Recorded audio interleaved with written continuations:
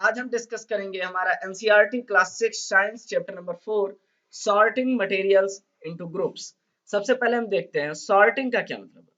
Sorting का मतलब होता है छटाई, यानी कि किसी चीज को डिफरेंट डिफरेंट ग्रुप्स में बांटना ही क्या कहलाता है, सॉर्टिंग कहलाती है। जैसे मान लिया हमारी एक क्लास थी हमारी ये, इसमें 40 स्टूडेंट्स थे। कितने स्टूडेंट थे? 40 स्टूडेंट थे। अब मान लिया हमको इनको क्लासिफाई करना है, यानी कि दो ग्रुप में बांटना है। तो इनको हम किस आधार पर बांट सकते हैं? कई आधार पर बांट सकते हैं। एक आधार क्या लगा सकते हैं कि जो बच्चे ज्यादा नंबर पाए हैं उनको एक क्लास में कर दिया, जो बच्चे कम नंबर पाए हैं उनको एक क्लास में कर दिया। ऐसा कर सकते हैं कि जैसे जिन बच्चों की हाइट ज्यादा बड़ी है उनको एक ग्रुप में कर दिया, जिन बच्चों की हाइट उनसे छोटी है उनको एक ग्रुप में कर दिया। और कैसे कर सकते हैं, जो बच्चे बाजार से आते हैं, शहर से आते हैं, उनको एक ग्रुप में कर दिया, और जो बच्चे हमारे गांव से आते हैं उनको एक ग्रुप में कर दिया, यानी कि रूरल और अर्बन में बांट दिया। तो ऐसे बहुत से आधार हो सकते हैं जिन पे हम अपनी क्लास को बांटते हैं। और आपने देखा होगा कि हमारी स्कूल में क्लासेस के सेक्शन ऐसे ही बढ़ते हैं। ऐसा भी आधार हो सकता है कि जिन लोगों ने जल्दी एडमिशन कराया वो फर्स्ट सेक्शन में आ गए, यानी कि ए सेक्शन में आ गए, जो उनके बाद आए वो बी सेक्शन में, जो उनके बाद आए वो सी सेक्शन में। ये भी एक आधार है बच्चों को बांटने का सेक्शंस में। अब हम देखेंगे कि मटेरियल्स यानी कि हमारे आसपास जो वस्तुएं पाई जाती हैं उनको हम किन आधार पर छांट सकते हैं, यानी कि किस बेसिस पर डिफरेंट डिफरेंट ग्रुप्स में ला सकते हैं। तो आइए शुरू करते हैं। ये इंट्रोडक्टरी लेक्चर है। नमस्कार सभी को। आज हम इंट्रोडक्शन करेंगे, देखते हैं कि कौन कौन से टॉपिक्स को पढ़ना है हमें इस चैप्टर में। Okay, let's go. हम देखेंगे इसमें हमें पढ़ना है ऑब्जेक्ट अराउंड अस। सबसे पहले हमें देखना है कि हमारे आसपास कौन कौन से ऑब्जेक्ट्स हैं। तो हमारे आसपास डिफरेंट डिफरेंट ऑब्जेक्ट्स हैं। आप देख सकते हैं हमारे आसपास टॉयज हैं, हमारे आसपास चेयर है, टेबल है, बहुत सारे ऑब्जेक्ट्स हैं, बोर्ड है, स्कूल है, सैंड है, चौक है, शुगर है, वाटर है, ऑयल है। तो कितनी सारी चीजें हमारे आसपास हैं। अब उनको हम किस आधार पर बांट सकते हैं, यही हमें इस चैप्टर में बेसिकली पढ़ना है। यानी कि हमें मूलतः क्या पढ़ना है इस चैप्टर में? ये पढ़ना है कि जो हमारे आसपास वस्तुएं पाई जाती हैं, जो हमारे आसपास वस्तुएं पाई जाती हैं उनको हम किन प्रॉपर्टीज के आधार पे, यानी कि किन उनके उनके गुणों के आधार पर हम बांट सकते हैं। अब हम देखेंगे कि इनके डिफरेंट डिफरेंट प्रॉपर्टीज क्या है, यानी कि इसमें डिफरेंट डिफरेंट गुण क्या है। एडिबल यानी कि वो खाने योग्य है कि नहीं है। अपीयरेंस, वो देखने में कैसा है। सॉलिबिलिटी, वो पानी में घुलता है कि नहीं घुलता है। हार्डनेस, वो कैसा है, कठोर है यानी कि दबता है कि नहीं दबता है। और हम क्या देख सकते हैं, ट्रांसपेरेंसी, कि उसके आर पार दिखाई देता है या नहीं दिखाई देता। या हम देख सकते हैं कि सनरेज उसके आर पार जाती है या नहीं जाती। तो एक एक करके हम सबसे पहले डिस्कस करेंगे एडिबल का क्या मतलब। एडिबल आप पढ़ चुके हैं चैप्टर नंबर 1 और 2 में। एडिबल का मतलब है जिसे हम खा सकें, ऐसी चीजें जिन्हें हम खा सकें। क्या किए जा सके? वो ईट किए जा सकें। तो ईट किए जा सकने वाली चीजों को हम एडिबल कहते हैं। जैसे जितने भी खाने हम खाते हैं, फ्रूट्स हैं, वेजिटेबल्स हैं, पास्ता है, पिज्जा है, ये सब एडिबल चीजें हैं जिन्हें हम खाते हैं, हमारी आसपास की वस्तुएं। अब कुछ चीजें हैं जिन्हें हम नहीं खा सकते, जैसे लकड़ी है। अब लकड़ी तो हम नहीं खाते हैं तो वो एडिबल पार्ट्स में नहीं आएगा। तो मान लिया कि एक जगह ऐसे सर्कल में बहुत सी चीजें रखी हुई थी। क्या क्या रखा हुआ था? सैंड रखा हुआ था, शुगर रखा हुआ था, वाटर रखा हुआ था, ऑयल रखा हुआ था, और क्या रखा हुआ था? ईंट रखा हुआ था, ब्रिक रखा हुआ था, बोर्ड, चेयर, टेबल। अब इनको हम दो बेसिस पर बांटने लगे। एक कौन सा बेसिस था कि कौन सा एडिबल है, यानी कि कौन सा खाने योग्य है, और दूसरा कौन सा बेसिस है कि जो कौन सा खाने योग्य नहीं है। तो क्या करेंगे हम, एक एक ग्रुप में डिफरेंट डिफरेंट बांट देंगे। तो ऊपर क्या आ गए? एडिबल। एडिबल कौन कौन से थे हमारे, जो हम खा सकते हैं। जैसे कौन कौन से थे? ऑयल है हमारा, और क्या है? शुगर है, और क्या है? ब्रेड है।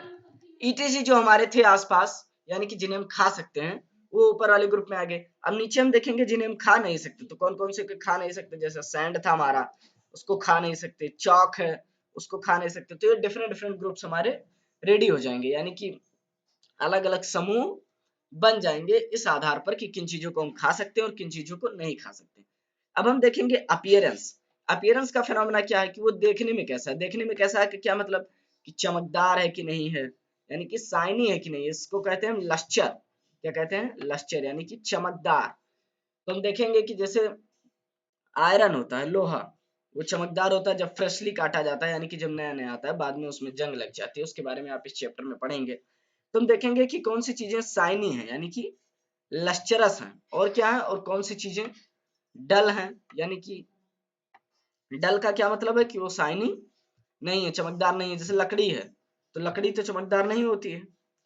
इसी तरीके से बहुत सी चीजें हैं जो चमकदार नहीं होती हैं, तो उनको हम कहेंगे कि वो नॉन लस्चरस है। क्या है? नॉन लस्चरस, यानी कि चमकदार नहीं है या शाइनी नहीं है, उनको हम क्या कहते हैं? डल कह सकते हैं। और क्या कह सकते हैं? उनको डल कह सकते हैं कि वो डल है। डल कौन कौन सी चीजें? हमारे चेयर, टेबल, ये सब डल होते हैं। अब देखेंगे हम हार्डनेस।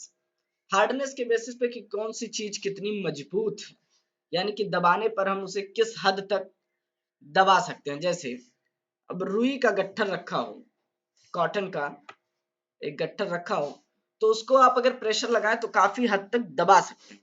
तो इसका क्या मतलब हुआ कि वो सॉफ्ट है। क्या है? सॉफ्ट है। इसको मैं लिख देता हूं कि जो चीजें दबाने से दब गई उन्हें हम कहते हैं कि वो सॉफ्ट है, वो सॉफ्ट है। और कुछ चीजें हमारी सॉफ्ट होती हैं और कुछ कैसी होती हैं? हार्ड होती हैं। जैसे कॉटन है, रुई है, फोम यानी कि सोख्ता जिसे हम कहते हैं कपड़ों में लगा रहता है, ये भी क्या है? सॉफ्ट है। या कपड़े कैसे होते हैं? सॉफ्ट होते हैं, उनको हम दबाने से दबा सकते हैं। लेकिन कुछ चीजें होती हैं जिन्हें हम बिल्कुल भी दबा नहीं सकते, जैसे लकड़ी है, मेटल्स होते हैं, मेटल्स को हम दबा नहीं सकते। और कौन सी चीजें हैं? जैसे लोहा है, उसको हम दबा नहीं सकते।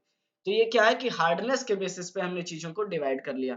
अब और कौन सा बेसिस था जिनके बेसिस पे हमें चीजों को डिवाइड करना था? वो था हमारा ट्रांसपेरेंसी, उसके आर पार दिखाई देता है कि नहीं दिखाई देता। जैसे ग्लास है, क्या है हमारे पास? ग्लास है, तो ट्रांसपेरेंट ग्लास के आर पार हमें बिल्कुल दिखाई देता है। खिड़कियों में कांच लगे रहते हैं, उनके आर पार हमें बिल्कुल भी दिखाई आसानी से देता है। लेकिन वहीं अगर लकड़ी का दरवाजा लगा हुआ है तो उसके आर पार हमें दिखाई नहीं देता, तो वो क्या हो गया? ओपेक। तो जिन चीजों से हमें पूरी तरीके से दिखाई देता है उसे हम कहते हैं ट्रांसपेरेंट, जिनसे बिल्कुल दिखाई नहीं देता उसे हम कहते हैं ओपेक, और जिससे हल्का हल्का दिखाई देता है यानी कि रेज पार्शियली ट्रेवल करती है उसे हम क्या कहते हैं?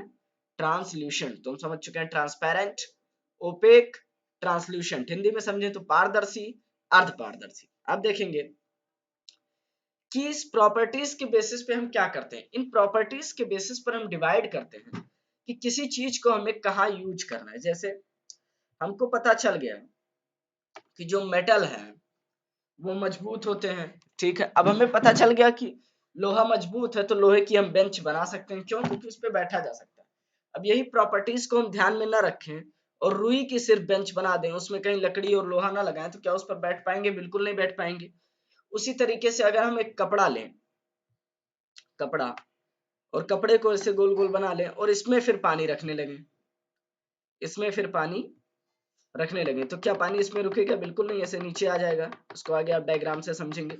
तो डिफरेंट डिफरेंट प्रॉपर्टीज के बेसिस पर हम डिसाइड करते हैं कि किस चीज को हमें कहाँ यूज करना है। तो ये है हमारे इस चैप्टर में पूरा, हमें इसी के बारे में पढ़ना है।